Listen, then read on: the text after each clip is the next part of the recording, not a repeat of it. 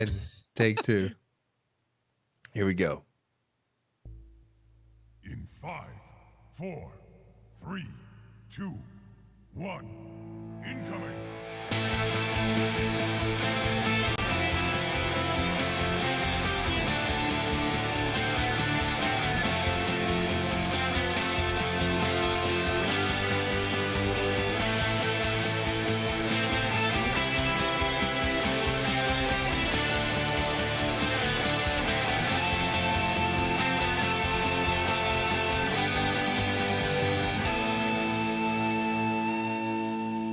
What is up, everybody? Welcome to the Omnic Lab. We're a podcast that focuses on the strategy inside Overwatch.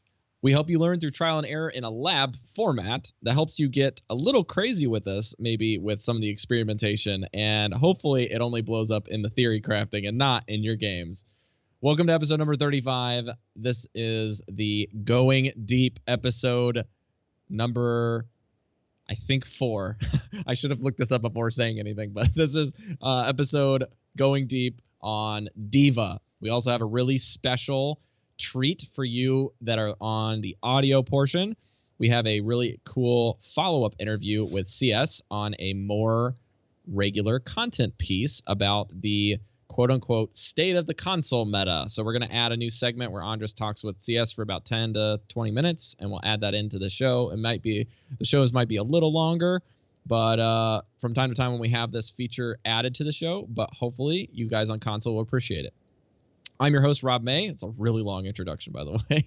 Welcome to 2017 in Overwatch, and joining me is your buddy and mine on McCree. We have Andres. What's up, Andres? What's up, Rob? Super glad to be here on the first day of the year. It feels like a fresh start, even though it's still the same show, and we still did it last week like usual. But for some reason, it feels like a fresh start. This year has felt super awesome. After last episode, it felt like a nice little closure to the year, and I'm ready to tackle on the new stuff. Like you said, we have a new segment with CS coming on. We're hoping to have him a little more regularly on the show, maybe something like once a month or something like that, to keep you guys on the console meta updated. We don't want to take too much time revolving around that, since we're mainly concentrating on the PC, but we do want to give you guys a little more content there and a little more regularly as you can expect it. Likewise, I'm super pleased to announce that the first official Patreon bot review is up for you guys to go watch. This time I did a review for Still Yo Beef. If you guys want to check it out, it's up on our YouTube video. If you are also a patron at the at that level, check out the videos, the platinum level. I'll try to remember which one it was. Feel free to check out the video submission guide if you want me to review your VOD. And also check that one out and let me hear your feedback on it. What do you think? If there's anything I can improve, and if you also have some stuff you want to add, feel free to leave it in the comments there in the video. So check that out. Back to you, Rob. We got a lot of new patrons, guys. A lot of new patrons jumping on after the last shows that got posted. We got even more coming in just from last month. It's just overwhelming. The last month to 2 months has just exploded for us. Not just the numbers have been growing steadily for how many of you guys are listening to the show as a whole, but our Patreon has just gotten so much more attention. And I can't even believe it. It's so exciting. The Patreon taking off has really helped me commit to more of a financing option for getting a desktop. Like we mentioned last show, I was looking at monitors. I got one selected. It's a little expensive, but some of the stuff is not paid in full with, Patreon money. We don't use everything, obviously. So I'm just really, really excited to finally upgrade equipment. For those of you that don't know, I don't know if I've actually mentioned this on the show ever, but I do everything from a laptop. I have never had a professional gaming PC or a nice desktop since high school. So that would be, almost 10 years ago that I had a desktop.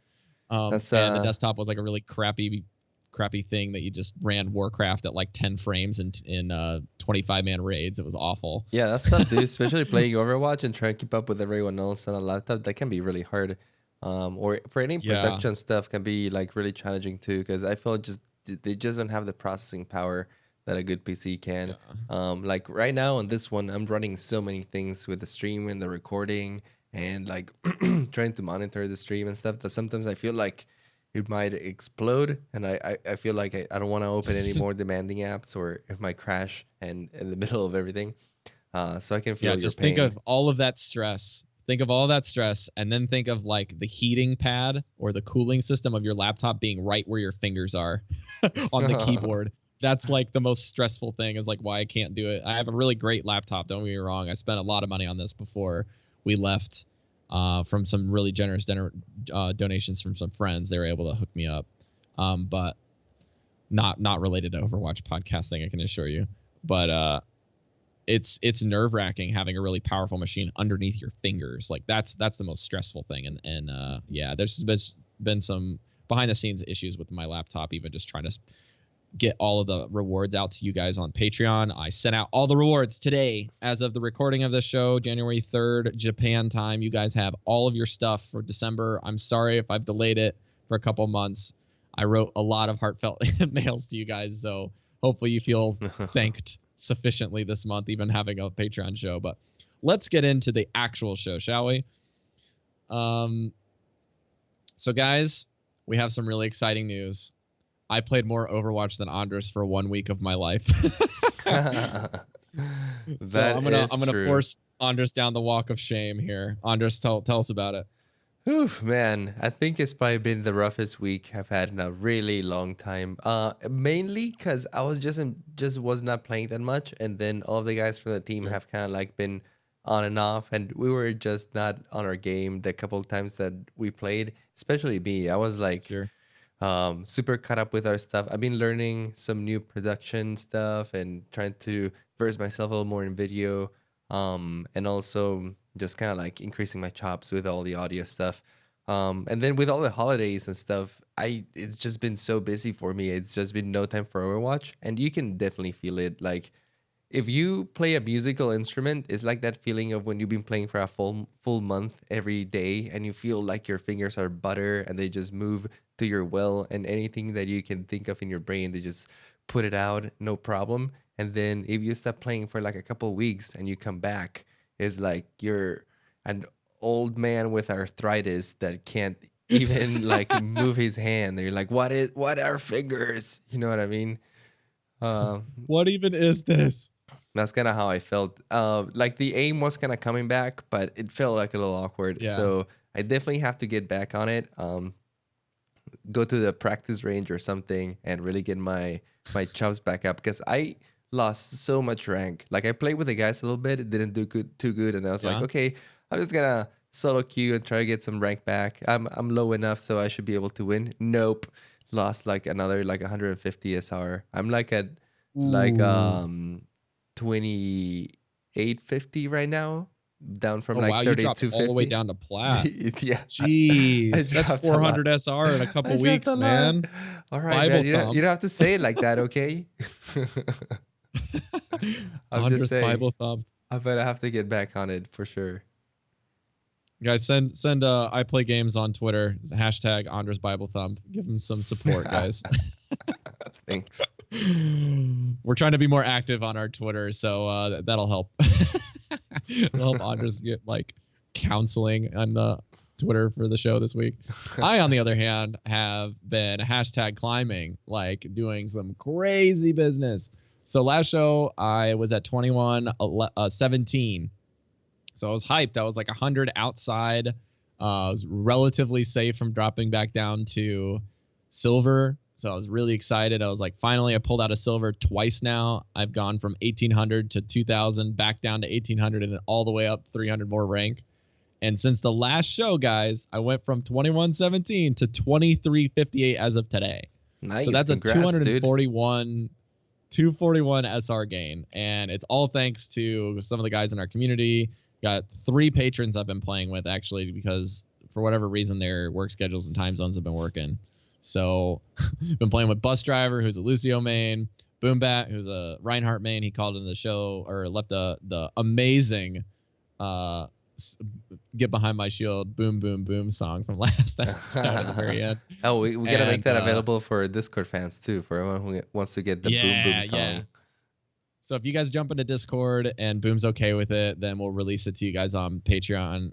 If you're a patron and you're in the Discord server, then anyone at any level can have it.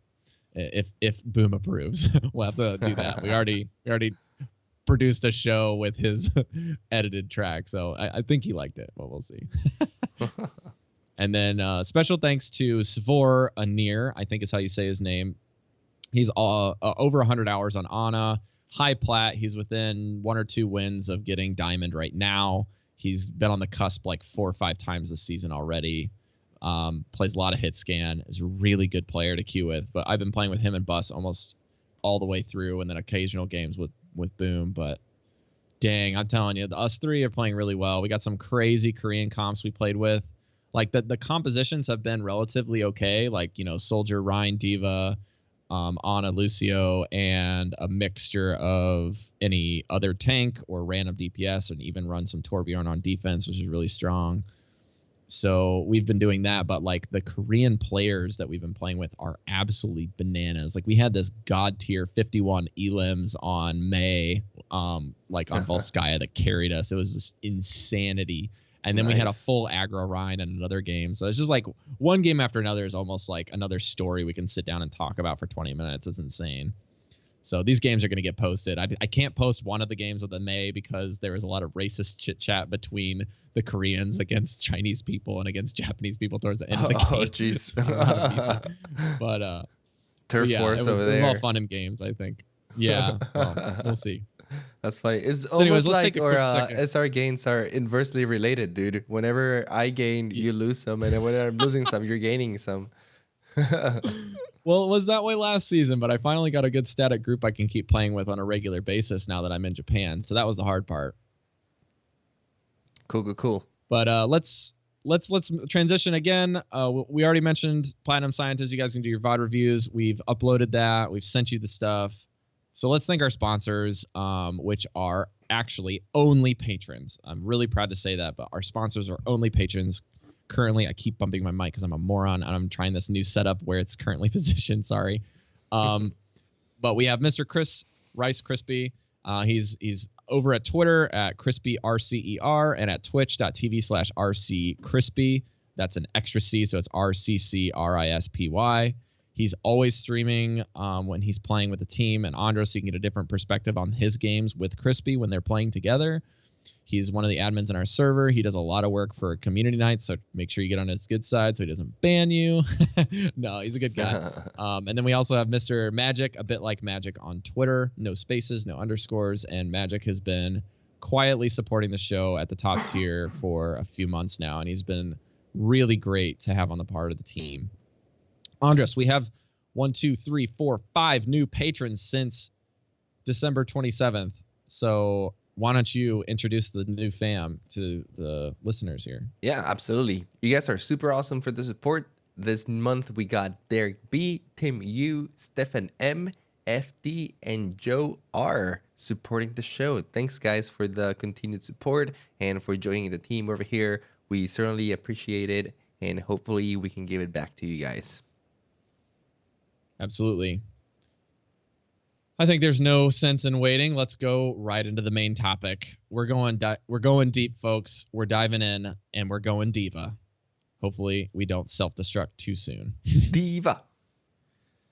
All right. I think that it's been a little while since we've done a Going Deep, and obviously is one of the favorite segments of some of our listeners. So this time we're bringing in a hero that is very, very popular right now, d.va.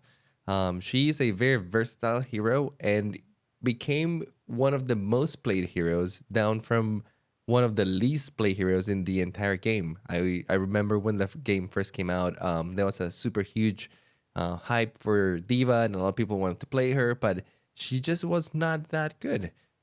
She fell short in a lot of places, but with her recent buffs, she has gone through the roof and is now a super solid pick, I think, in almost any situation right now. There's a few places where she might get countered, and if the enemy team is playing correctly, you can still deal with her.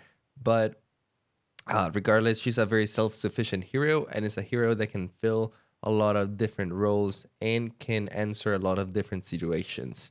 So without further ado, let's go into some hard facts about d.va so that we can start talking about some of her other stuff. Why don't you kick us off with some of her Right. basics, Rob?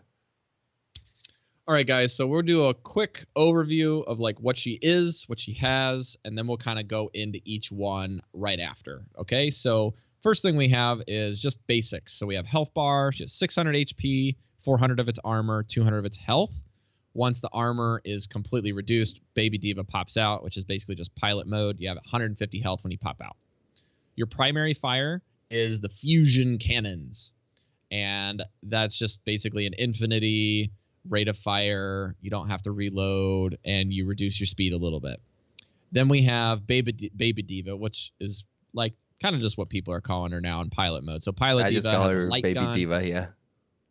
Baby D.Va, yeah. So you just fire a little light gun. It's really fast version of Mercy's gun, and it does a little bit more damage and has a little bit more in the clip.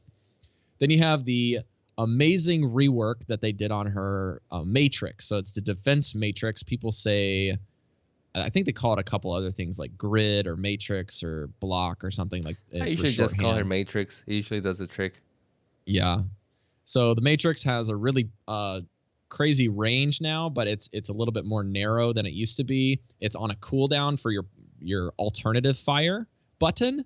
If you're on console, it's like it's the other key that you would normally use. Like if you're playing McCree, you have left click and right click for PC, but if you have primary fire and fan the hammer, it's whatever your fan the hammer button is now what matrix is set for. And you can block any projectiles that are coming in. There's some exceptions, we'll go over those. Then she has the boosters, which basically is just a 2-second flight in any direction. It'll do 25 damage and knock back people. And then you have the ultimate, which has two sides. It has the call mech for when you're in pilot mode and self-destruct in mech.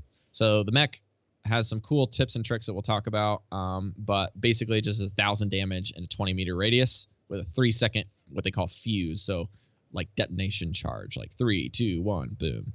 And then you have the call mech, which charges a lot faster than the other one because you're in pilot form. And then you do 50 damage in front of you when you call the mech down from the sky. It's Have a you really ever killed a small person area, but with that?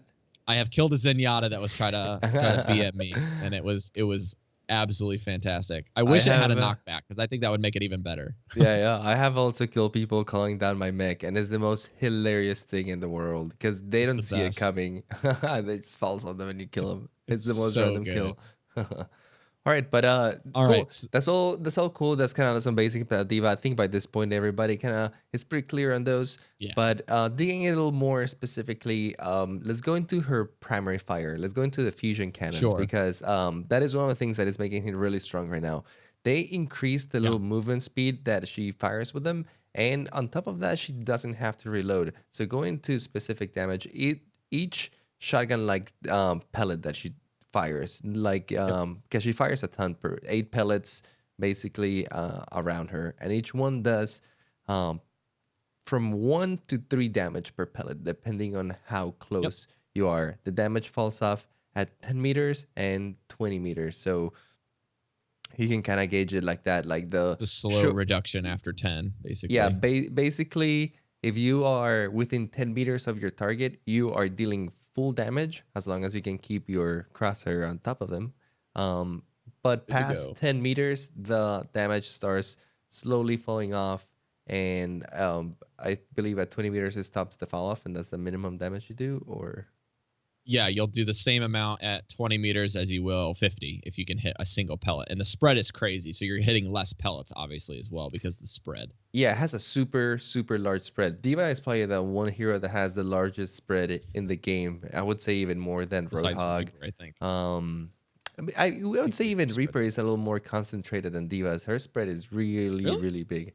I don't know. I don't have hard proof on this. This is only by my own experience. If you guys actually know this, or you guys have actually tried it out, let us know. We'd love to know. But her spread basically is really big. So yeah, she's a very close range hero basically. Headshots are obviously twice as damage, so you can do between 2 to 6 damage per shot. About that. And just to give you guys each pellet, sorry. Yeah, each pellet. Just to give you guys like a sense of like this damage. At close range, you can do 20 damage per round, basically, if you're heating all of your pellets. Yeah. So yeah, if you want to spam on It's a like a Rhine shield, guesstimate, yeah, basically. you're doing about 20 damage per round at close range. So you can like really, really bring down that shield really fast. You can do about 160 DPS total if you're not doing headshots, as long as you are around 10 meters of your target. It can be Because you're 160 firing, DPS per second. yeah, because you fire about, they say 6.67 rounds a second. So that's basically every second you can go like chug, chug, chug, chug, chug, chug, chug. It's like that kind of a format of Hmm. how the rifles go, or the mini shotguns. So you're getting about 6.5 shots every second. So 160 with no headshots under 10 meters. And then around 15, you're doing a little less than that. So between 80 and 100 ish. There you go. And Reinhardt's Again, shield is no headshots. about 2000 health. So if you're dealing 160 DPS per second, it'll take you a little less than 15 seconds to drop his Yep. shield just by yourself, right? Not with any other Mm-hmm. help from all of your team. So she is especially good at weighing down the Reinhardt shield, just providing like huge spam. Granted, you have to be a little up close, but it's not like d.va has any trouble getting up close with her huge mech body and armor and matrix, which if you time correctly, you can avoid a lot of damage from other people. Likewise, Baby d.va can deal quite a hefty amount of damage too. Her projectile Oh yeah. speed is way faster than Mercy. It deals 14 damage per round and 28 for headshots, and you shoot 20 shots per clip. You can unload it pretty fast, and the gunshots travel pretty fast, about 40 meters per second, so relatively fast. Still Right. slower than Senjana for sure, but faster than Mm. Mercy. Um, if you are able to land your headshots, you can deal a ton of damage with Baby d.va as well. She is nothing to be laughed at. You can get your mech back really quick dealing damage with her. Anything else you want to add on these abilities? I think the rest are pretty self-explanatory. I don't think we have to go too deep into them. I just wanted to No, we kind of don't need to touch. go too much data. Cool. I just wanted to touch on the specifically on the fusion cannons, because those are one of the things that makes her so strong right now. Being able to spam Yeah. at such amount of damage so close, and her speed being a little better. All right, moving on. We have an awesome little submission from Fatcake, or admin in the Discord channel. He is our resident master player. He's also very good at tanks, and that's kind of his specialty. He was kind enough to help us out with the d.va episode, and he wrote a few notes and a few things that he thinks d.va is especially adept at. And we're gonna touch on some of his points, and then also touch on why d.va is really good at doing this stuff. So let's start with the first one. You want to kick us off, Rob?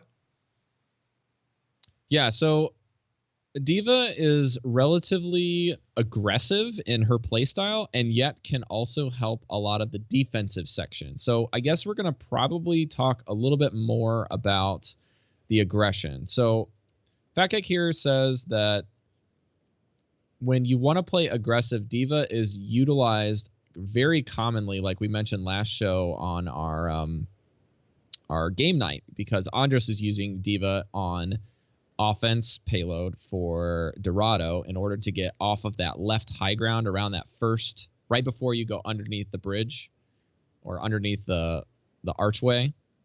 You can have that big, nice high ground for defense users. So d.va can utilize the boop, basically go underground, get behind the enemy, and then get the 2-second jump with her thing and knock people back off of the thing, or at least knock off the Reinhardt and expose all of the people on the high ground. So you want to use d.va like this in a lot of other maps. So like the left flank on Nubani, for example. You can flank on the long path and boot people off. You can go on the main street of Dorado and use that also to boot people out of the target window on the archway. So you basically just force people to reposition because you're knocking them back, and you can do this 10 times faster than a Lucio, and you have the matrix that you can leave up while you're doing this in order to protect yourself while you're booping people. Yeah, one of the recommendations that Fatcakes knows is that d.va is really adept at reaching those high ground positions. Now that is becoming a little more prevalent to get the high ground. Usually you'll find the soldier up there, or you'll find like a Widowmaker or Hanzo that is safely positioned up in the high ground, or sometimes the enemy team is all kind of like cuddled up behind the Reinhardt, and it's really hard for Mhm. anyone to get up there. D.va is a great hero to just get in and out, right? You use your boosters, you go up into the high ground, and you cannot disrupt them. Depending on how they're positioned, you might be able to knock them off of the position, or at least you're able to disrupt them, whoever is there. Especially if it's a lonely soldier or a McCree or a Zenyatta that is kind of like too far away, it's very easy for you to quickly boost to them. And if they're in a high ground position, they basically are bullied out of the place because you have a very resistant body with a lot of health. And like we talked about, if you are close enough, you're dealing 160 damage per second, probably a little less than that since you'll be missing some bullets, especially in lower body targets. But regardless, it's still a ton of damage that a McCree would not be able to withstand just by himself unless he has Right. the support of somebody else. So it's easy for you to get to up to his places, and it's usually D.va's job to be the one who deals with these people because the rest of the team, like your soldier, your McCree, your Reinhardt, they have no chance of doing these things, right? It's usually up to the D.va, up to the Genji, up to the Winston to kind of go deal with this. And D.va tends to be a really good hero to do this, especially because her boosters are on such a small cooldown. And she's durable as a tank, so she Very has all that durable. armor to soak stuff when the matrix goes down. Absolutely. And even better, if you have a Nana, which is very common, you more than likely will have a Nana in your team. She can still hit scan you heals from a long Right. distance away. So you can still kind of like get some support even if you are in the high ground kind of flanking. Um, Likewise, he also says that D.va is a great addition when you're playing against Maze. A lot of teams love playing Mei on defense, where they can set up a choke point and wall you off. And usually, if your Reinhardt is the one who gets walled off, he's in a lot of trouble. He has no He's way to get out of toasted. there, and he's pretty much dead. But D.va, on the other hand, is a pretty versatile hero that can be used to lure this kind of wall. And this is a very common practice. I think this is a pretty good tip. Um, I see a lot of teams kind of get destroyed by the Mei wall, and D.va is great at just Uh-huh. kind of like popping in behind the thing, making Mei panic maybe a little bit and think that your team is rushing in. And once she does the wall, you can just jet away from there and be like, "Bye, Mei. See you later." And now your team has a little opening window to go in without being separated with the wall. That's a pretty good tip. And this doesn't only And work with Mei. This works with a lot of things too, because you're so right. mobile. You can go in and out and kind of like it's almost like a pretend push to make the enemy team get very defensive, use their abilities, lure some of them out, and you can easily back off afterwards or use your matrix. Right, right. And I think for those of you that are in maybe the lower tiers, and I hate to use that term because I'm with you, like it's just kind of like where it is, but like between bronze and about gold and low plat, people are starting to understand, I guess maybe around gold and plat, that you can use a boop with D.va. Like they don't really understand that D.va has a boop, or boop. When we say boop, it means knockback. I know that I haven't really said that explicitly on this show, but I think it's D.Va's pretty knockback known. with the Boop is a boosters. knockback though. It's pretty widely used. Yeah. So if you guys don't know that, you should start utilizing this, especially on maps like Lijiang Tower that have like and Ilios on Koth. Like D.Va is so good on these because you can pair her with Lucio and even a Pharah at those lower ranks, and the enemy team is going to have a really hard time staying on a point because you're just going to be knocking them off the map left and right. You can even pair this with a dive comp and go Winston, D.Va, Pharah, and Lucio, and then you just have an Ana sitting somewhere in the back just healing everything, and it's really scary because you don't have anywhere that's safe. There is no sacred space that you can stay and not be feared of booped, you know. So D.Va's really great at not just knocking them off the high ground, but at the lower elos if you're not taking advantage of the boop. It's also something that I've noticed that I was talking with one of our other guys was just posting some stuff in the console VOD review stuff for some other players to evaluate. you can use a boop as a spacing tool. So you can actually, you have 2 full seconds of your flight. So you can boop directly in front of you or right around you, anyone and everyone that's right by you. And then like whip your mouse or your controller joystick around and peace out. So you make a really nice spacing tool, makes it really difficult for you to get hit aside from the moment that you're boosting towards them, kind of catch them off guard. And it's just really nice if you have that cooldown available to you to get out, not just get in. No, absolutely. I think you're right. I think that a lot of people who at the lower ranks underutilize her boosters. Like they know how to use the matrix, they know how to use their infinite ammo and stuff, Yeah. and they're comfortable with that. But they use the boosters sometimes rarely. Well, you honestly you kind of want to use them on cooldown. Every time you have it, you kind of want to do a Yeah. little patrol around the It's like a block. 4-second cooldown. Yeah, it's super Five low. second cooldown. Yeah, five. There you go. 5 seconds. 5 second cooldown. It's really small. So really, you almost always have it, and because you have the matrix, you can usually almost always sustain yourself until you have it again. So it's really easy for you to go in, fight, and then get out, or like you said, Rob, even it just use it to do like a little loop around where you go in really quick, you boop some people, you deal some damage, you disrupt their positioning, and then you quickly maneuver back. And it's worth pointing out that it's good for you to get good at maneuvering with the D.Va because you can get around many places and very quickly if you're good at like turning around corners or sharply flying back or up.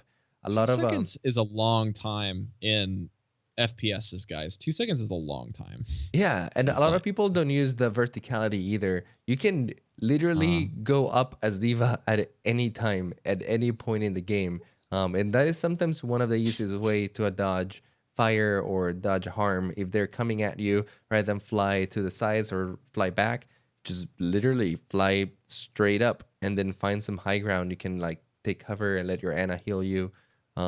But you'll make yourself really hard to hit this way if you're always mobile. Let's move on to our next tip by Fat Cake. And he says, use self destruct immediately to get your mech back. And this is a very good point. And you see a lot of really good divas do this where they never lose their mech. No matter what happens, the freaking diva always has the mech. And if you somehow manage to kill her and get her off the mech, they immediately self destruct so they can refresh the cooldown on the mech and get it back right away. And you might This is a say big like, tip. yeah, you might say like, but why do you always save the ultimate? Like sometimes isn't it good to throw it in a strategic position and get a bunch of kills and stuff? And yeah, that sometimes that is the right thing to do, especially if you can guarantee that they're gonna be in an area where it's gonna be hard for them to escape. But here's the thing: one of the strongest things about having a diva is literally just having the mech there with you. Just the threat of having defense matrix sometimes is enough to hold the enemy team back.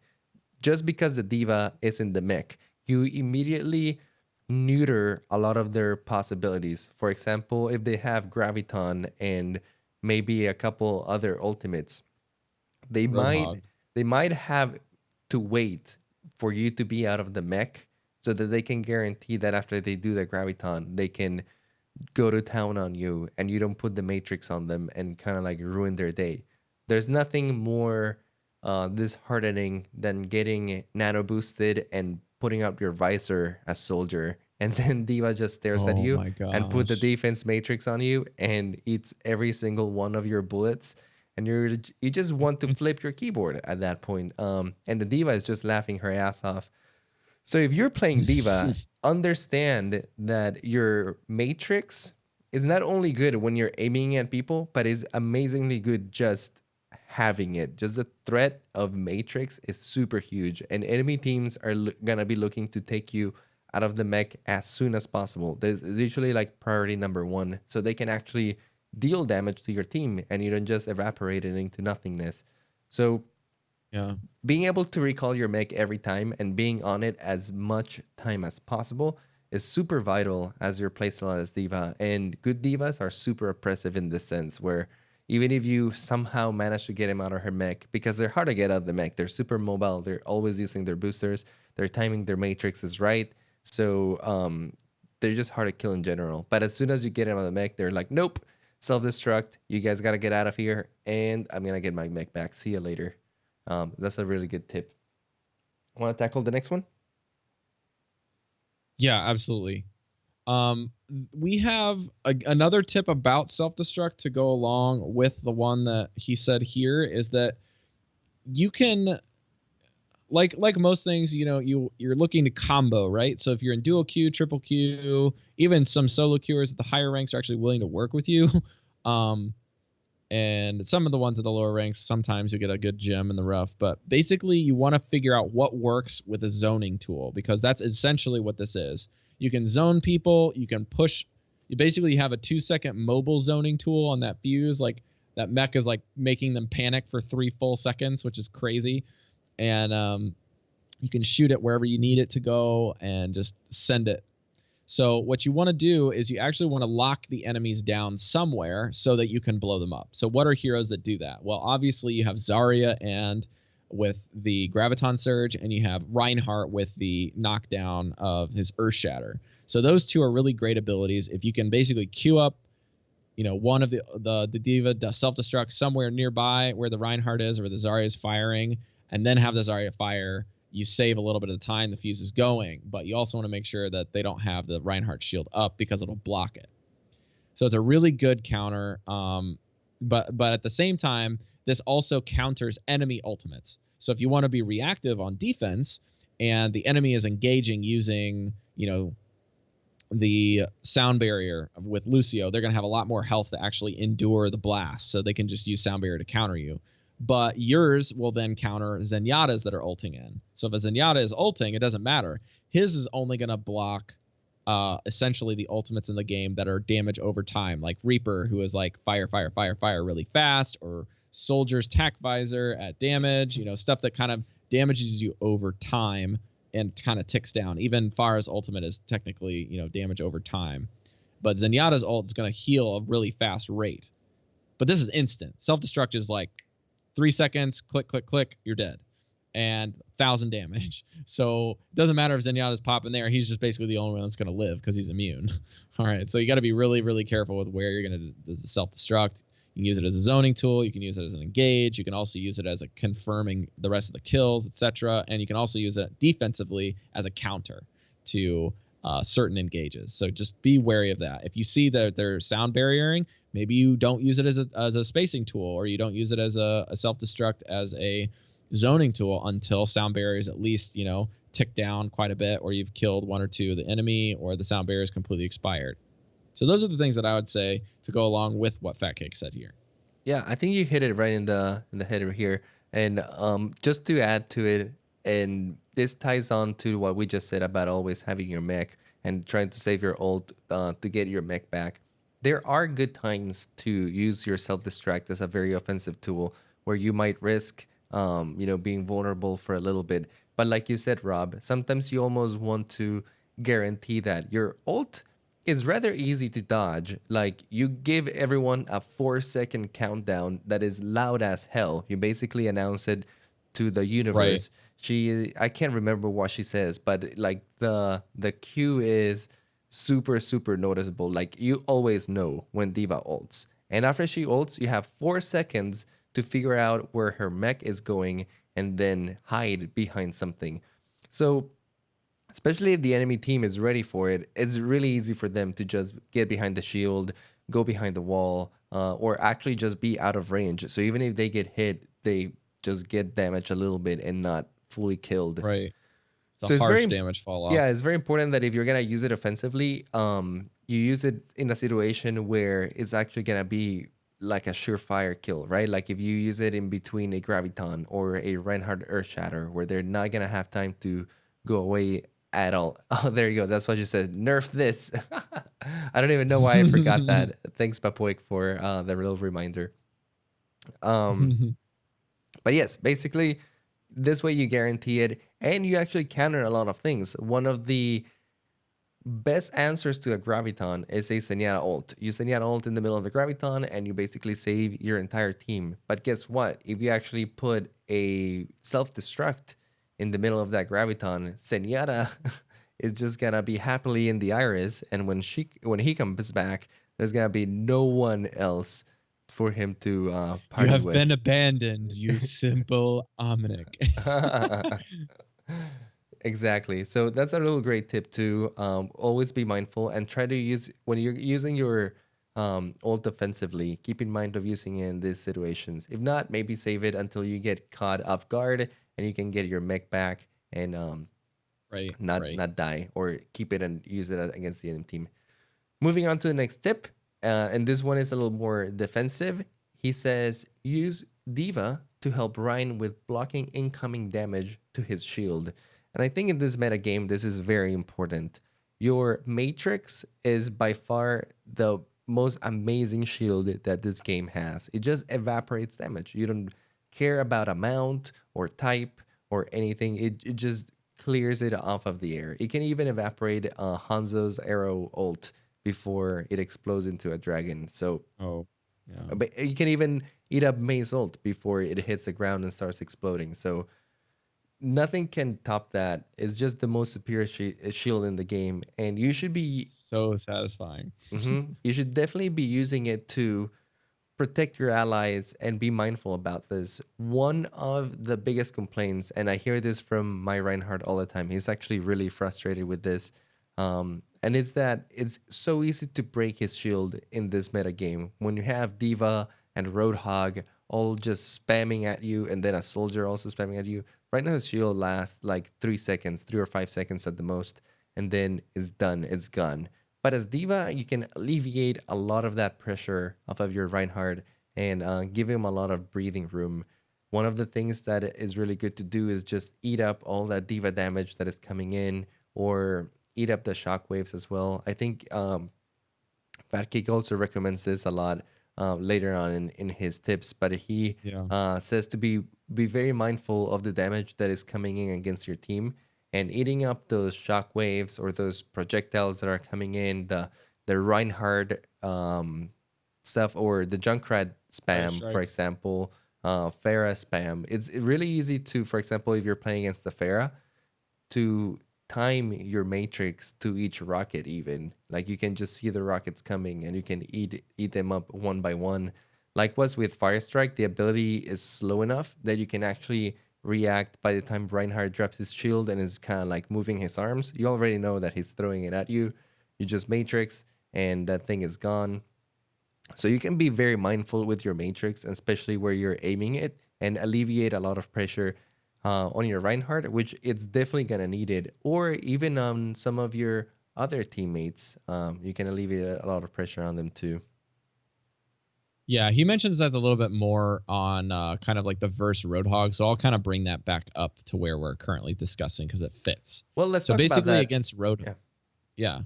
So Roadhog is obviously one of the biggest, fattest DPS guys that you're going to see in the tank section, right? Besides d.va.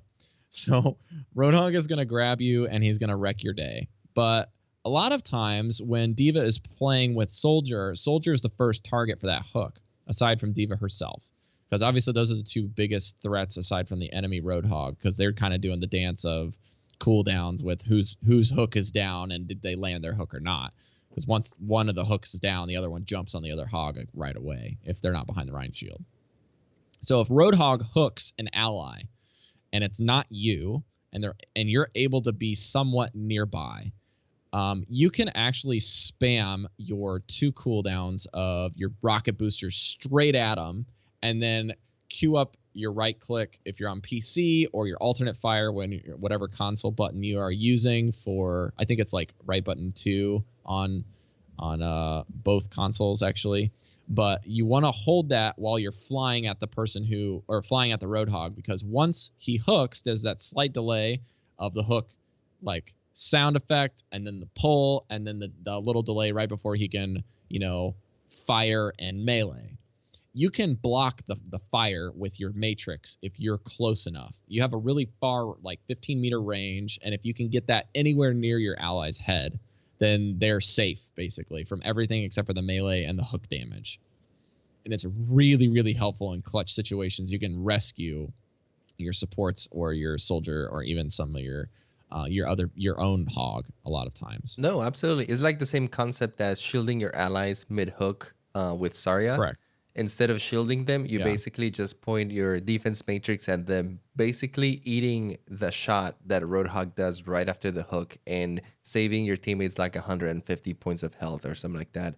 More importantly, and you mentioned it, if you are trying, like if your ally gets hooked and is getting dragged towards the Roadhog, it's very easy for you to just fly at him while your defense matrix on top of your ally blocking the shot, and then more importantly, taking the front line immediately afterwards. Like basically, you see your ally get hooked, you fly towards them, you block the shot with your matrix, and then you boop the Roadhog back, and now you're standing in front of the Roadhog in between him and your Just ally. laying into And him. like Yeah. this is also something that is worth mentioning with d.va. You are a meat shield, a very mobile meat shield that can evaporate damage out of thin air. So your positioning sometimes can make a lot of difference.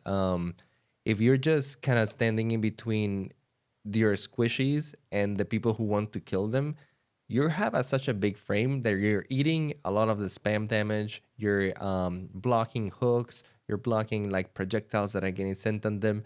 So just literally standing in front of them sometimes is enough for you to save them. And it's something that Right. you should definitely keep in mind, since it's so easy for you to just fly anywhere.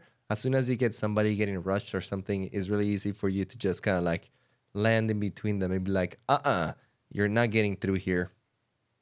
Um, Last few things that we want to mention about d.va that he also recommends is, for example, on defense maps that have environmental kill options, and we're talking about like Numbani, Volskaya, Eichenwald, things that have precipices or abysses that you can throw people on and just kill them. Um, you have a lot of advantage in these, and as long as you have your mech, you're basically able to go anywhere in the map. Spam, and you're kind of like a Lucio basically. And sorry, let me read this last part that he says here. If your team wins the fight and you don't have the mech recall, suicide and fly back with the mech from respawn. Oh, he's just basically recommending how re-emphasizing how strong your mech is. And if you don't have it, to sometimes it's even better to just be like, hey, peace out, I'm out of here, I'm throwing myself into the abyss and I'm regrouping with you guys. That's how important he values his mech sometimes. But again, the importance is winning the fight, and then once the fight is concluded, if you're still not in mech, just jump off the ledge, come back in a couple seconds. You can join the next fight with a full mech, and you don't have to wait for the entire spawn of charge for you to call the mech back. You just get it.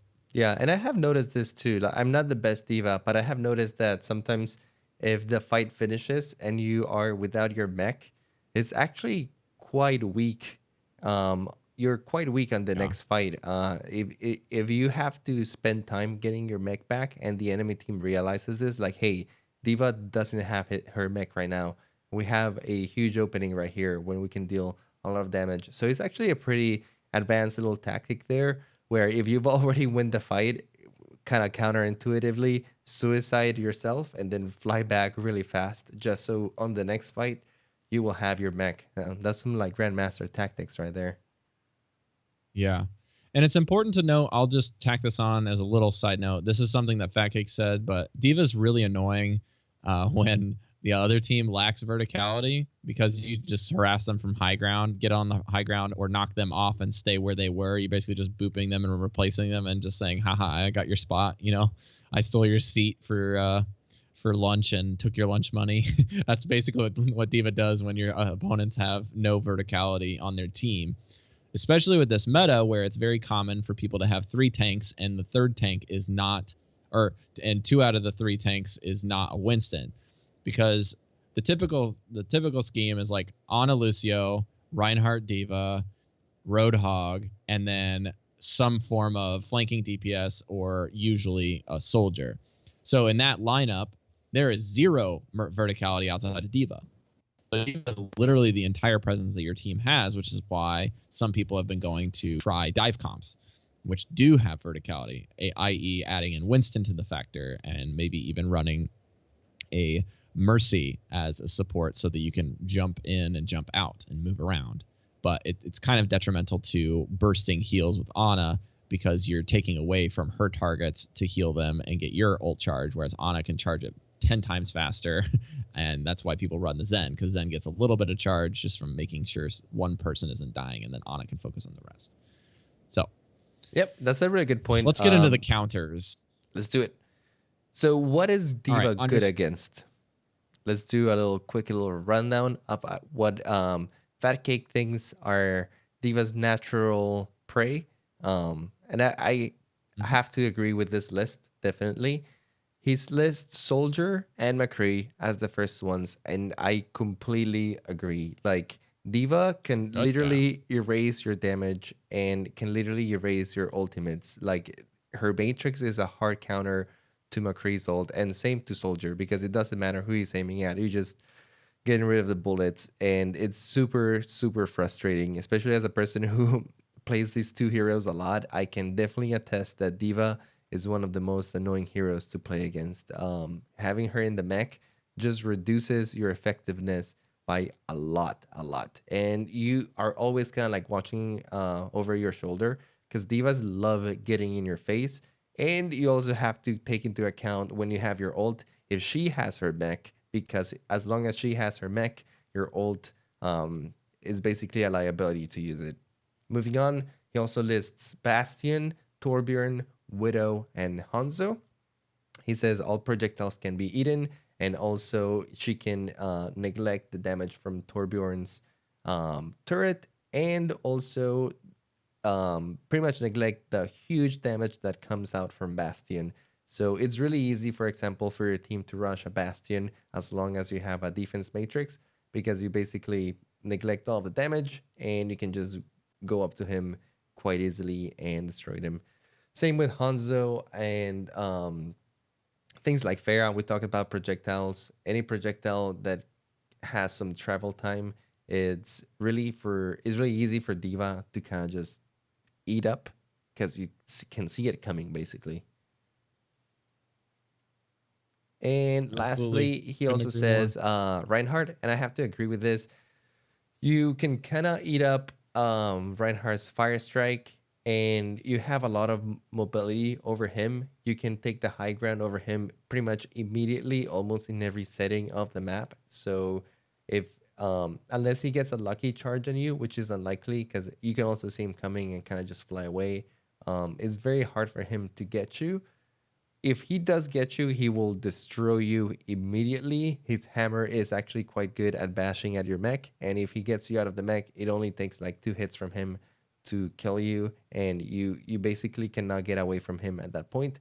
But the point is that you can position yourself in a way where Reinhardt will never be able to get you like that, and on top of that, you can eat his main source of ultimate generation, the Shockwave, and I think that is the most important counter there. Because most of the time Reinhardt is kind of standing in the back and just staring at the enemy Reinhardt and then building up his ult through the shockwaves. If you take out the shockwaves, it takes him a really, really long time, or he has to have an amazing fight where he has to hit a lot of people to really build it up. And by shockwave, you mean fire strike, correct? Yes, that's exactly what I mean. Okay. I just like making it a little more confusing for listeners. I just want to make sure that people understand that shockwave. Yeah, that shockwave means fire strike. That does not mean earth shatter shockwave. Those two look really similar if you played WoW. That is true. Yeah. All right. So what is geez, I can't even talk. What is Zarya D.va weak against? So weak against is Zarya. That's why I said it, because it's like the first thing that she's weak against that I thought of. And Fat Cake wrote down here. Zarya's left click melts you if she has a good amount of charge, because you can't eat it with defense matrix. It's not a projectile. It's not a hit scan. It's a beam. So anything that's a beam, you can't block. That includes, we have a list here. If you guys go to the Google Drive, there's a little bit of a list here of stuff that I wrote down off the top of my head, mixed with some stuff that they listed. Symmetra beam, Symmetra turrets, which also use beams, Zarya beam, and May freeze. Not the right click of the icicles, May freeze. All of those are qualified as beam weapons. So they go straight through the matrix as if it didn't exist. The other things that also go through this are anything melee. So Reinhardt melee, quick melee on any hero, Genji ultimate, sword, and Junkrat explosion, and opponent self-destructs. Then you also have the other random one, which is like you were saying, Andres, is the hook. The hook destroys you. Don't know why. Of the lore of projectile weapons and hit scan weapons, it would make sense that that thing would see in the Matrix a giant hook inside of it, and it would shoot it so it wouldn't get to you. But for whatever reason, they wanted Roadhog to be able to hook you while you got that up. So the other thing that I wanted to mention on this note for weaknesses is D.Va is really weak against people that are flanking or rear flanking, because the Matrix is a frontal cone. Anything outside of that can shoot you. So a lot of times you'll see people like, especially Ana, who is in their position and D.Va flies at someone else. Once they get a little bit of an edge and Ana has like an ability to shoot that dart at you on D.Va, she's going to shoot you if you're not paying attention to whatever's in the sides or the rear of you. So you have to make sure that your sides and rear are covered before you go at something. So anything that's on your sides and rears is makes you weak because you're taking damage. But that being said, the other combo that is weak against you that we mentioned was Zarya and Mei. Mei also can just freeze you through the defense matrix, so then you just don't have it at all for any case. And then obviously you can't defense matrix a Discord orb because it's just something that is applied. It isn't a shot or a round. It just is applied to you. So this allows anyone to rip through you once your defense matrix is down, or you just turn it off. Anybody can rip through you twice as fast. And then obviously the Roadhog hook just shuts down your matrix at once and allows everyone to burn you down and Roadhog to get a big chunk of pellets right near your head hitbox. So be very careful for those things. Yeah. The only thing I want to add over here is that, as you can tell, most of the heroes here that are kind of like your counters, and I want to emphasize that these are not really like hard counters to D.Va. These are just what D.Va can be weak against, and the heroes that can actually ruin your day, and it's gonna be hard for you sometimes to escape from them. And the reason is these heroes totally ignore one of your main defenses, the Matrix, Zarya, Mei, and even Roadhog, the hook specifically. Don't care about your Matrix, and also can make you get caught in really awkward situations. Like we mentioned, D.Va is a hero that is very mobile, and you're gonna be using your boosters to come in and boop and to get it out of like dangerous situations. But what happens, for example, is let's say you go in and boop and you try to do your thing. You do well, maybe you boop the soldier or something, and then you're like, okay, things are getting a little hairy. I gotta get out of here. You start your boosters going back, but the Roadhog is actually a good player, and he has been keeping track of your little shenanigans. And as soon as he sees you boop back, once you're already kind of like low on health, he just hooks you right back into the action. And you're not like super hard to target, especially landing hooks on you is rather easy if the Roadhog knows what he's doing. And then you're suddenly back again to the middle of the enemy team, and you turn around, you turn on your matrix, and you're like, oh crap, I need to mitigate a lot of damage. But guess what? You turn around to Asaria, which gives two craps about your matrix and is just firing at you with her beam, and you have no way to block the damage at that point. Or equally, if you get hooked and the maze right there, and they are able to freeze you and get you out of your mech, that is super detrimental for you. Like we mentioned before, one of D.Va's strongest suits, it's to be in her suit, pun intended there.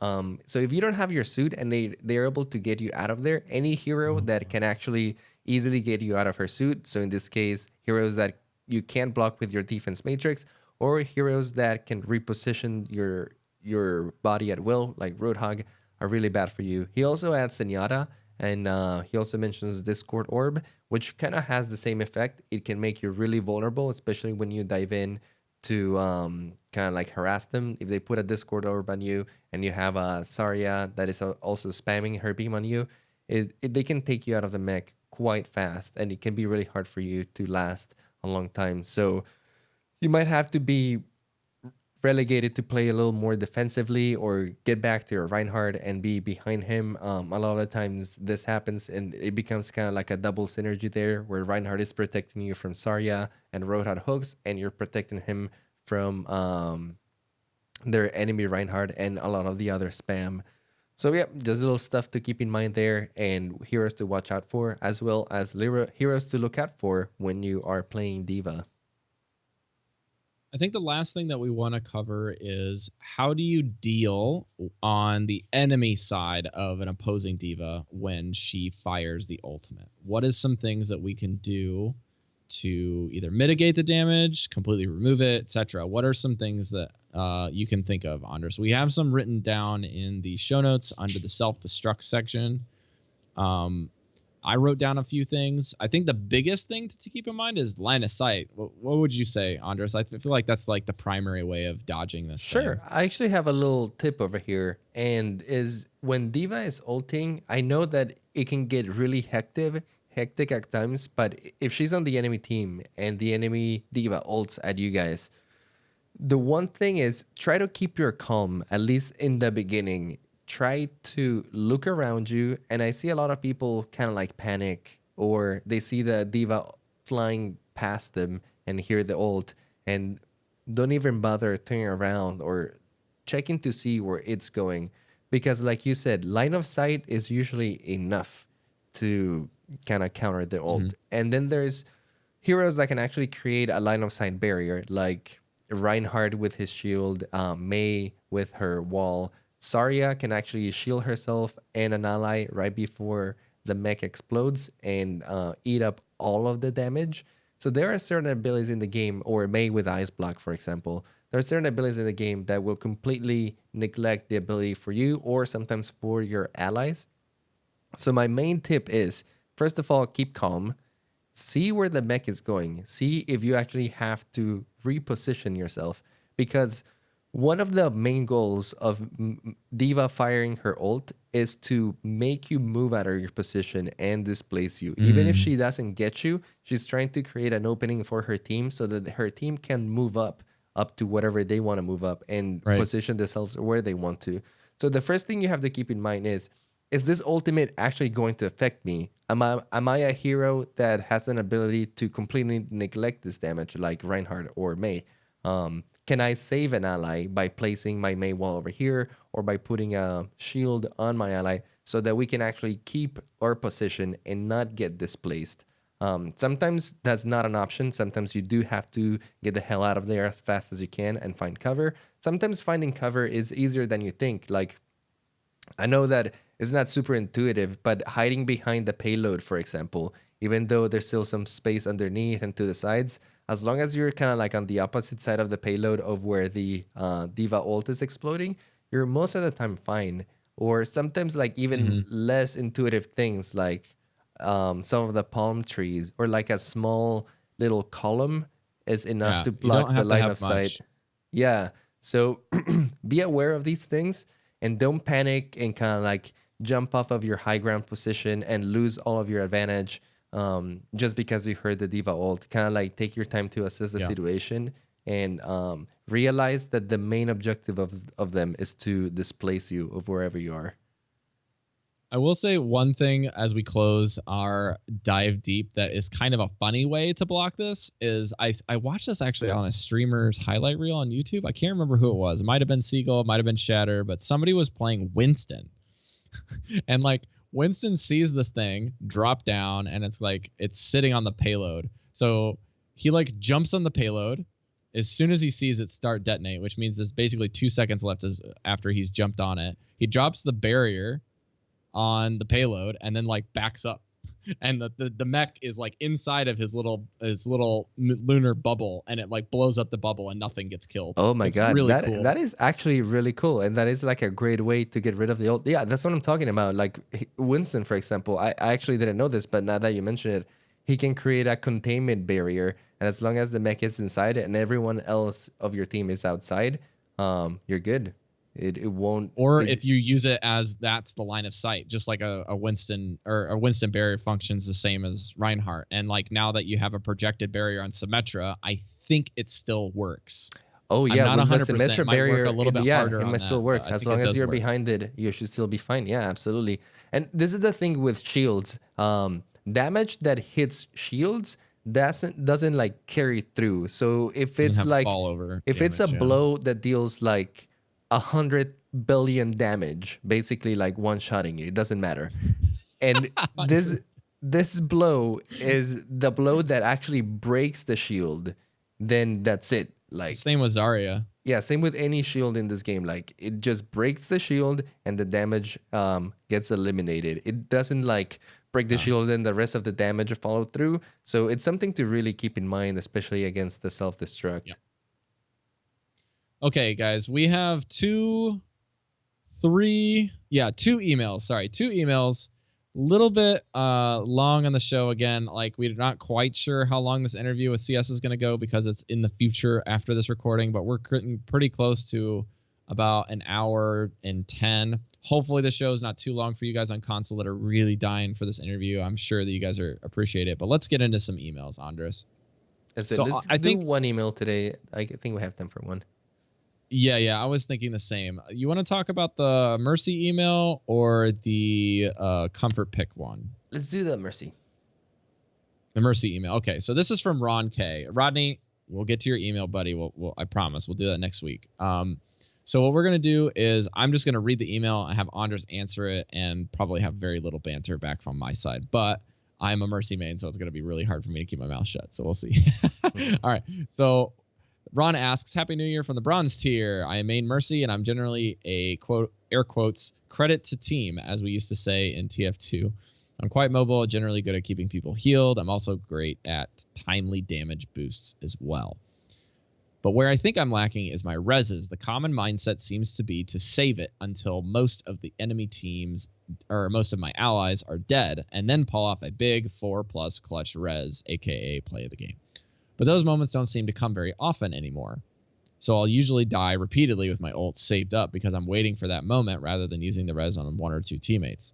Of course, if I use it, a well-timed D.Va nuke will usually come right after. If I survive it, I'll hear that from someone that I should have saved that ult for them. Hindsight's always 20/20, of course, and if I do save it for those moments, they don't seem to come. So generally, I wind up with a series of solo queue double reses, solo or double reses throughout the match. Thoughts, suggestions? It seems counterproductive to leave people dead, hoping that more will drop because that's how the ult works. A common dilemma for your Mercy main. Thanks, Ron, for your email. Appreciate it. It's a good question. Very good question. Andres, do you have any comments on this? Yeah, thanks for submitting the email, first of all. Yeah, and like you are not the only one to have this conundrum. This is the common Mercy conundrum over here, to res or not to res. It's a common question that every Mercy player has ever asked themselves pretty much in every game.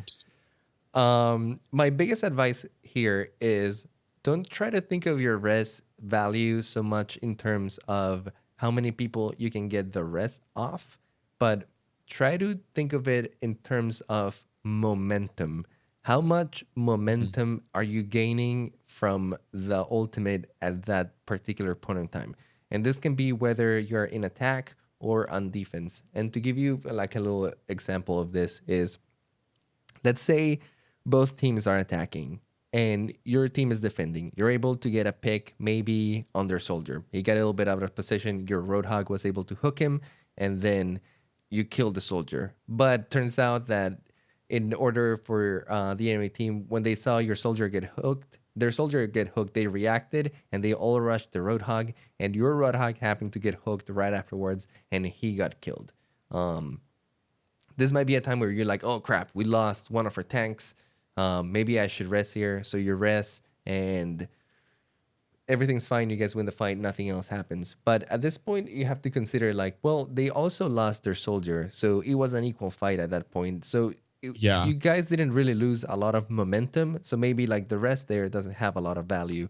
Also, for example, to give you a more example of that, let's say 4 of your teammates get wiped and the point, but enemy team has not used any ults whatsoever. Like maybe your team was out of position, they got a easy kill on your Reinhardt, and then they got 2 other kills on your allies or something like that, and you rest at this point, and you might say, well, I got a 4-person rest. This is super awesome, and most of the time it would be, but it so happens to be that the way the enemy team got the kills, you guys are completely out of position. You guys don't have any follow-ups. Like maybe your team doesn't have any ultimates and their team has ultimates. So as soon as you guys get rest, you guys just get crushed again. And even though Nano it was, visor, goodbye. yeah, even though it was a 4-person rest versus the 1-person rest of the Roadhog, you didn't gain any momentum from this rest. On the other hand, though, let's do an example where they're attacking and you're able to get a kill maybe on them, but they get 2 kills immediately on you, and then they use maybe an ultimate to land those 2 kills. So the enemy team has invested resources into this push, and they still have the advantage because they were able to kill 2 guys versus the 1 guy that you were able to kill. At this point, they have momentum over you, and you're like, oh, hell no. You do a 2-person rest at this point, basically canceling the momentum, and because they already invested things like their ultimates, now your allies can easily come back and regain that momentum and totally slow them down, because at this point it becomes a 6v5 versus them, and you're able to regain that kind of like power for your team. So I think you should be thinking of it in terms of how much impact will this rest have on this particular fight at this moment, and you have to be really aware of uh, who is still alive from your team, the positioning of your team, who's still alive from the enemy team. Is it worth it here? I think there's a lot of variables that dictate that, and the more aware of it them you can be, the better off you will be with your rests. Do you have anything you want to add to that? Yeah, absolutely. The first thing that I would say is you kind of have to do the tier list of value, right? They have the value of the total number and then the situation, right? Those are the two big ones. The situation is going to determine a lot of how many or who do you res or when do you res. And then the total amount is going to vary. But again, this has got a 15-meter radius, so you have to be within range of everybody. And that's the hardest thing, is getting in range, rezzing them, and trying to stay at inside of the fight, which is already really hard right after you res, even with the changes, right? So your survivability in lieu of the moment and the res is also equally as valuable as saying, do I res this person, or can I res 2 out of the 3, or can I res 1 out of the 2 that are key targets in order to stay alive and help them? Because sometimes you can res a Reinhardt right in front of you and they just put the shield up and you're still healing them.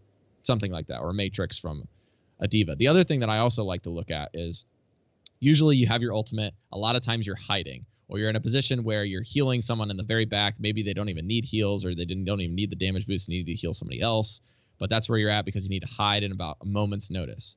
You can hit the tab button while you're waiting and hiding and see who has ultimates. A lot of times I'll do a solo res on a D.Va if they have their ultimate, and I tell them, don't use your ult here, because then you can just let them go crazy balls to the walls. They stall the point.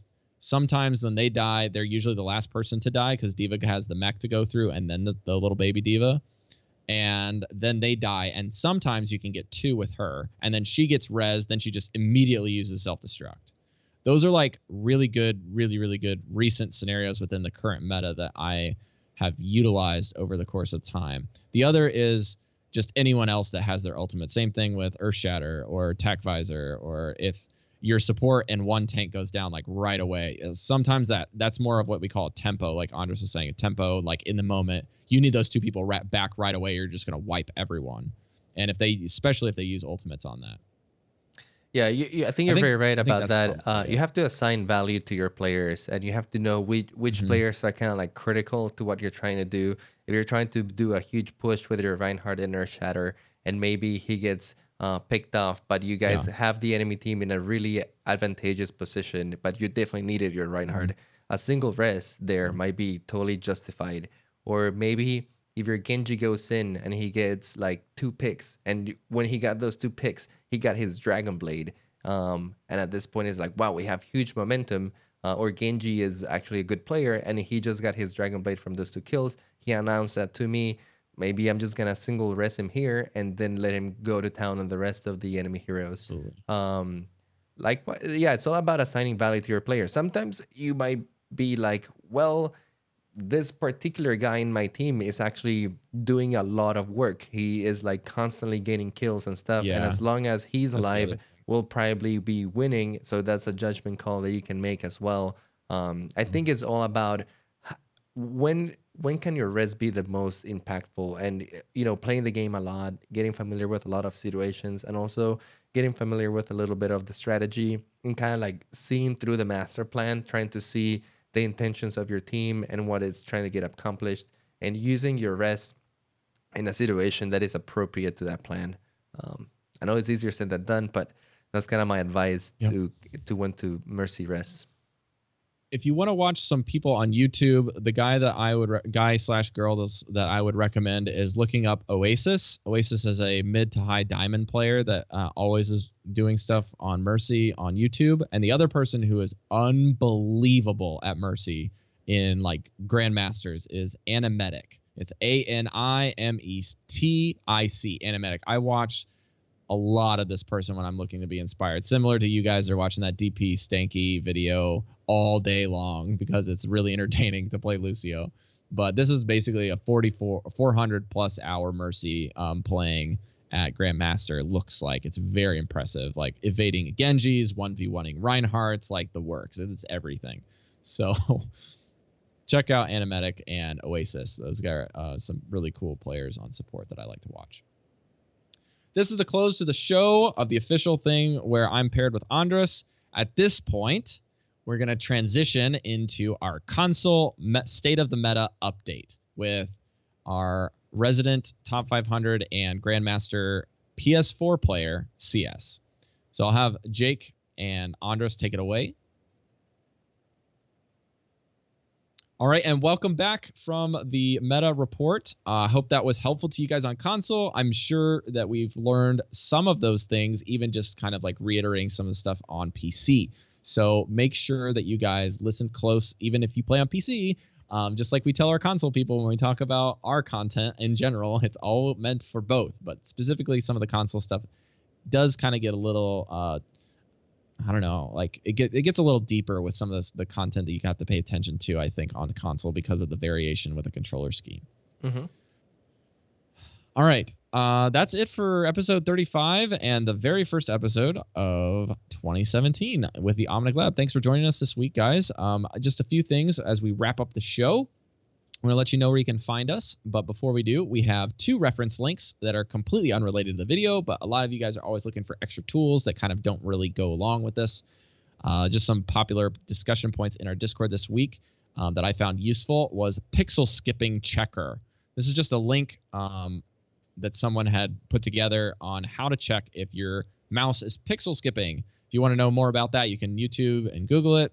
It's really helpful for muscle memory at more of the higher tiers if you're trying to get every little ounce out of your mouse sensitivity to memorize with your muscles how it feels to aim. Pixel skipping, you can check your resolution, pump in your DPI and your in-game settings and see if you're skipping pixels or not. It's just a little algorithm. And the second is, why is my flashbang not working? This is a really funny video about some of the little glitches right now with the flashbang, and I really hope Blizzard kind of addresses this in a relatively short manner. It's kind of hard to say because some of it looks more like it's basically how it's animated versus how it's actually functioning. I think they both are independent of one another instead of working in tandem with one another. So if you guys are interested in that, a little bit of a language warning. He's very salty about his flashbangs not working. So it's for the sake of humor, but I assure you it is helpful if you're trying to learn McCree. If you guys want to find the Omnic Lab, we're over on Twitter or on Facebook. If you guys will find us at those locations, just search Omnic Lab with no spaces with the twitter.com or facebook.com tag. If you want to email the show like these 2 guys did, we're going to get to one of the emails that we didn't get to today, next week, as well as any other relevant emails we get over the course of the next week at omniclabpodcast@gmail.com. Guys, our Discord community is super active now. We're actually working on doing some more structure stuff for voice and for the channels to reduce the total amount of confusion that you may have when you jump in. You're like, whoa, there's a lot of stuff going on in here. But it's really active. We've got a lot of friendly people. The Discord is honestly one of the best features of our show besides the show itself. The community at discord.me/OmnicLab is where it's at, guys. It's for grouping. It's for console play. Andres, why don't you kind of promote this one this week? I've been talking a while here. Yeah, Discord is super active, guys. Like, we really like it over there. We encourage everyone who listens to the show to at least pop in over there and check it out. We have tons of like super helpful people that just want to group up. They want to, chat the game, make friends, and it's all about a community about learning. So everyone who has come to the Discord has come because they either knew the podcast or they knew us from beforehand, and they know our intentions with it. So everyone's trying to learn over there. It's an awesome community and little environment. So if you're still not a part of it, even if you just join to like read or go through some of the comments, you don't have to be super active in there. But it's also a great way to stay up to date with us. A lot of the news and a lot of the way we plan events with our community and stuff happens through Discord, since it's such an easy and instantaneous way to reach you guys. So yeah, it helps you stay in tune with what we do and helps us reach you guys and learn about you guys a lot easier. Absolutely. If you guys want to find the show to share with your friends, absolutely. You guys can find us on Google Play Music, iTunes, and any podcasting app. Just search for Overwatch Podcast or Omnic Lab. You'll find us. If you guys want to look up the new VOD reviews, those are over at youtube.com/Omnic Lab. And if you want to look up some of the perks that we have going on for the patrons, as well as just what we're doing on Patreon, it's a great way to support the show past giving us iTunes reviews, which we didn't get the last 2 weeks in a row because of the holidays. If you guys like the show, please jump. If you're on YouTube, give us a like, give us a follow, maybe add it to your favorites. If you want to rewatch these Going Deeps again or re-listen to them and you don't want to use your podcast app, you want to watch the video, if you guys can leave us an iTunes review, it helps us so much. You have no idea. iTunes reviews are the best and freest way to support the show and show us some of your love and suggestions right away. You can even do the same thing on Patreon with your finances. If you think, hey, I'd like to give them a tip for every show that they produce at a certain level, I wonder what they can give me. Sometimes we have some great perks, but largely it's to help us improve the quality of the show, improve our equipment, maintain constant fees like editing software and website fees, etc. That's what Patreon's all for. If you missed any of the notes in the iTunes or the descriptions, just head over to our website over at omniclab.com, and then you can even click further to see super detailed analysis that we have on our show notes on Google Drive. That'll give you a little archive link there. And we have some merch. If you guys want to see some merch for the website, I just changed all of the merch. So there is no more labeling of Omnic Lab Podcast underneath the brand. You will only see just the brand on one side of the shirt, and if the text is on there, it's on the back. So it looks a little different, some fresh 2017 look to the merch. Some of the stuff is largely the same. We decided not to remove the tank tops, so we'll leave those in even though it's winter, and the hoodies year round. So you guys can just go get it. And there's a really sweet deal right now on not Spreadshirt. Is it Spreadshirt? Yeah, I think it is Spreadshirt. That you can get a discount on January 6th. I cannot remember what it is. If you guys want to find it, I'll be posting it in the Discord. So if you guys want to know what that discount is on the merch, come to Discord and give us a ring there. Andres, I've been talking way too long. This show has gone long enough. Let's close out and let people know where they can find you. Yeah, lastly, if you want to find me, you can always look me up on Twitter at iPlayGames, spelled IPLAI Games. And you can also find me streaming right here on this same channel, same time, actually not same time, different times throughout the week. Twitch TV/Omnic Lab. Check that out. All right, guys, if you want to find me, hopefully climbing to platinum within the next week and a half. I'm getting really close. I'm over at Twitter and plays.tv with twitter.com/notrob and plays.tv/you/notrob. I will be streaming eventually, guys. I'm still waiting on my computer. It'll be a couple weeks before it gets here, and then I have probably a couple more days before I set it up. So I'll still be on this laptop. So no streaming yet, but it's in the near future, hoping to get there. If you guys like Hearthstone, please jump over to Velen's Chosen and check out our show. We just had a year in review on that one as well. It was a lot of fun. And we just reviewed basically what happened with the show, but mostly what happened in the Hearthstone scene this year. If you guys really like Hearthstone, you want to learn, and do it on a budget. That's the big thing. It's all about learning, all about deck building and strategizing, just like Omnic Lab, but in a different kind of game. And then the other layer of complexity is, man, I'm missing a lot of cards that I want to use. So that's kind of the general gist of what you'll find on Velen's Chosen podcast for Hearthstone.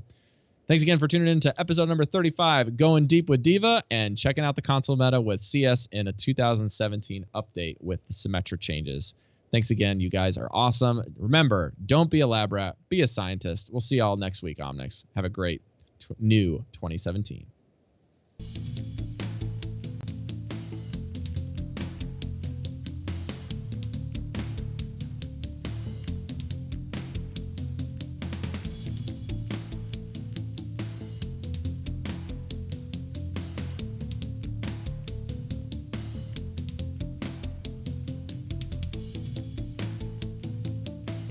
Thanks everyone who made it to the live show.